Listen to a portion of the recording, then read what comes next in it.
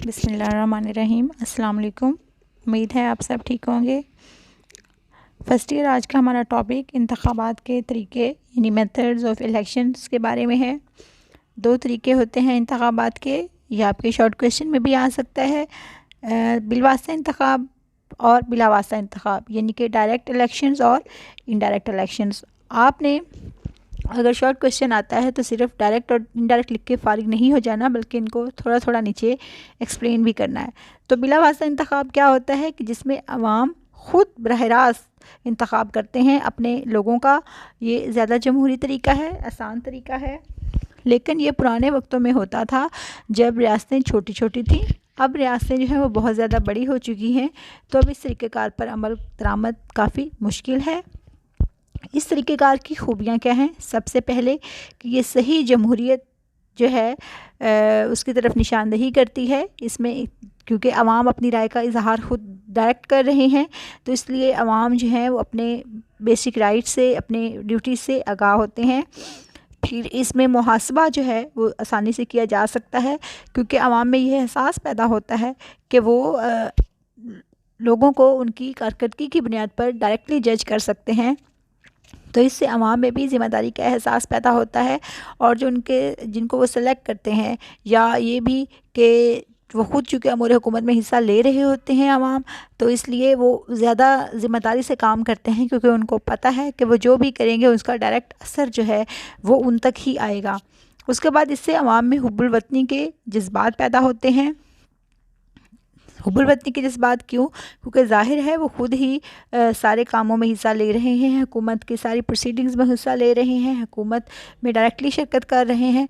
तो इस तरीके से ये होता है कि उन्हें ज़्यादा वो मुल्क के करीब हो जाते हैं, ज़्यादा उनके अंदर पेट्रियटिज़म के जज्बात पैदा हो जाते हैं।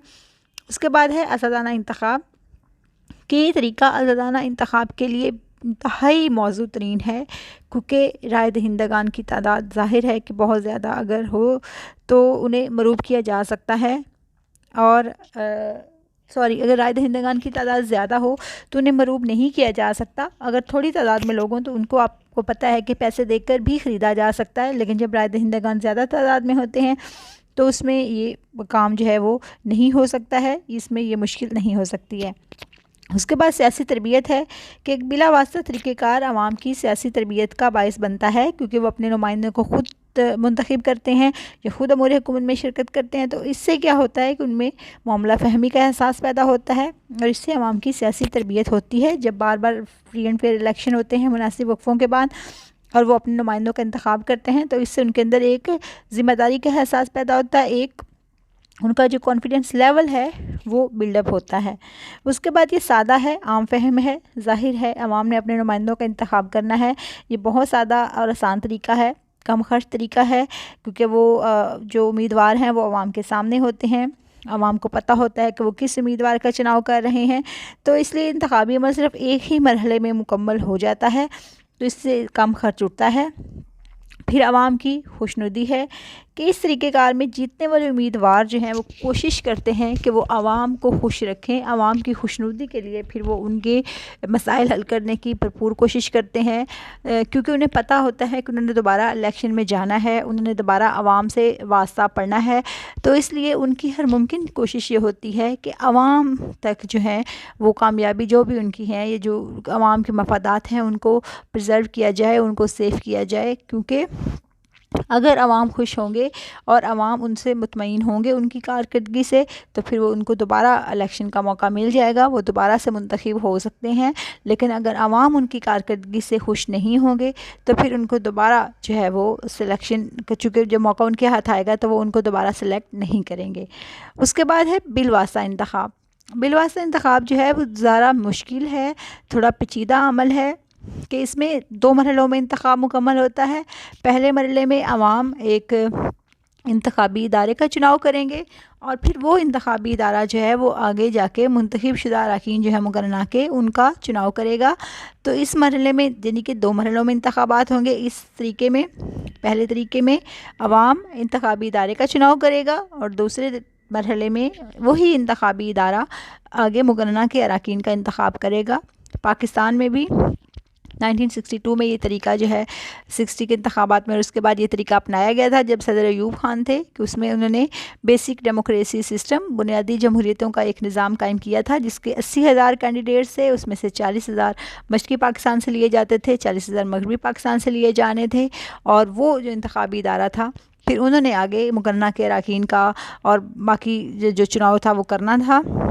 अब ये जो तरीका है ये मोस्टली पार्लिमानी तर्ज़ हुकूमत में सदर रियासत के चुनाव के लिए इस्तेमाल होता है, क्योंकि इसमें फ़्रांस और रूस में जो है ईवान बाला का चुनाव इस तरह से होता है, और पाकिस्तान में 1962 के आइन की रूह से, जैसे कि मैंने अभी आपको बताया था, यही तरीक़ाकार जो है वो लागू किया गया था। अब आपने बिलवास्ता और बिलावास्ता इंतखाब की तारीफ़ पूरी यहाँ लिखनी है अगर आपको ये शॉर्ट क्वेश्चन आता है, और अगर लॉन्ग क्वेश्चन आता है तो फिर आपने बाकायदा बिलवास्ता इंतखाब की खूबियाँ और ख़ामियाँ और बिलावास्ता इंतखाब की खूबियाँ और ख़ामियाँ सारी अटैम्प्ट करनी है। अब बिलवास्ता इंतखाबात की खूबियाँ हैं कुछ, वो क्या हैं कि इसमें अहल अफराद का चुनाव होता है। ज़ाहिर है अवाम इतनी बाशऊर नहीं होती कि वो अपने नुमाइंदों को ख़ुद मुंतखब कर सके, उन्हें इतना पता भी नहीं होता, तो इसलिए अगर वो पहले इंतखाबी इदारे का चुनाव करें और इंतखाबी इदारा फिर सोच समझ कर अरकान का चुनाव करे, तो इस तरीके से ज़्यादा बेहतर और दुरुस्त अरकान का चुनाव हो सकता है। और इसमें कोई फेवरेटिज़म भी नहीं आएगी, क्योंकि मोस्टली लोग बरादरी सिस्टम के हिसाब से वोट देते हैं या रिश्तेदारों को वोट देते हैं, तो जब ये तरीका आएगा तो वो वाली चीज़ जो है वो बिल्कुल ख़त्म हो जाएगी। उसके बाद तरक्की पज़ीर मुल्कों के लिए ये मौजू है, क्योंकि तरक्की पज़ीर ममालिक में जो लिटरेसी की शरह है, जो शरह ख़वानगी है, वो बहुत कम होती है। लोगों में इतना सियासी शऊर नहीं होता है, वो बिल्कुल नहीं जानते हैं कि उनके मसाइल क्या हैं और उन मसाइल को हल करने के लिए उन्हें कैसे लीडर चाहिए हैं, तो इसलिए वो हमेशा गलत चुनाव कर देते हैं, जिसकी वजह से मुल्क जो है वो मज़ीद पस्ती की तरफ चला जाता है। तो ये तरीका तरक्की पज़ीर मुल्कों के लिए मौजू है कि वो अपने सिर्फ़ एक इंतखाबी इदारे का चुनाव करे और इंतखाबी इदारा फिर आगे उनके जो नुमाइंदे हैं उनका इंतखाब करे। फिर पार्टीबाजी का ख़ात्मा होता है इससे, जैसे कि आपको पता है कि जब इंतखाबात होते हैं तो पार्टीबाजी का जज्बा शदीद होता है, लोग एक दूसरे से लड़ रहे होते हैं पार्टी टिकट्स हासिल करने के लिए, और मोस्टली लोग जो हैं वो पार्टीज़ की बुनियाद पर वोट देते हैं। तो अगर हम बिलवास्ता इंतखाब को राइज करते हैं तो इससे क्या होता है कि वो पार्टीबाजी का जो जज्बा है वो ख़त्म हो जाएगा, जो डिफ्रेंसीशन है लोगों में, जो तफरीक होती है लोगों में, स्पेशली तरक्की पज़ीर ममालिक में पार्टी की बुनियाद पर, वो ख़त्म हो जाएगी। क्योंकि ज़ाहिर है जब एक पैनल मुंतखब हो जाएगा और उसने आगे मुंतखब करना होगा तो उसमें पार्टी नाम की कोई भी चीज़ सिरे से वजूद ही नहीं रखती होगी। उसके बाद इसकी कुछ ख़ामियाँ हैं। वो ख़ामियाँ क्या हैं? सबसे पहले है कि ये पेचीदा है, महंगा है। ज़ाहिर है 2 मरहलों में इंतखाब मुकम्मल होता है तो कॉम्प्लिकेटेड तो है ही है, इसके साथ साथ इस पर ख़र्च भी ज़्यादा होता है। उसके बाद थोड़ा सा गैर जमहूरी है, क्योंकि ये जमहूरियत का असूल है कि आवाम की राय से हुकूमत मुंतखब हो, तो अगर आवाम डायरेक्ट लोगों को मुंतखब करते हैं अपने नुमाइंदों को, तो फिर तो वो उसे आप जमहूरी कह सकते हैं।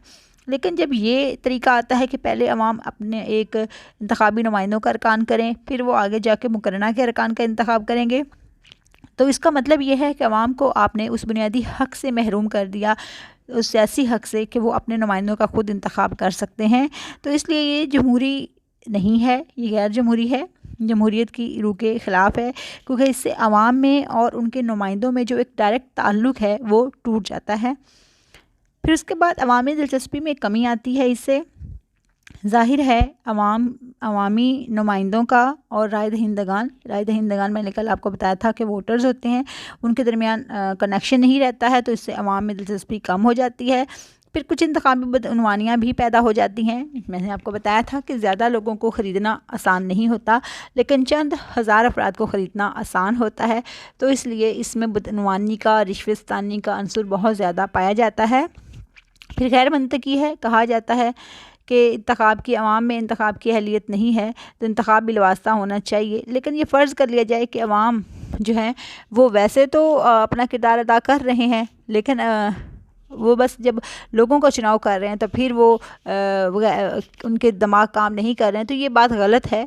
क्योंकि वही अवाम जब इंतखाबी इदारे के अरकान का चुनाव करेंगे तो तब ही तो वो अपना जहन ही इस्तेमाल करेंगे। तो ये सोचना कि वो इंतखाबी इदारे के अरकान का चुनाव कर सकते हैं और वैसे चुनाव नहीं कर सकते, गलत है। फिर उनकी जहनी काबिलियत का मेयार भी जज नहीं किया जा सकता है। ये आपका आज का लेक्चर था फर्स्ट ईयर, इसको सुने और जो मसला है वो मुझे बताएं। Thank you.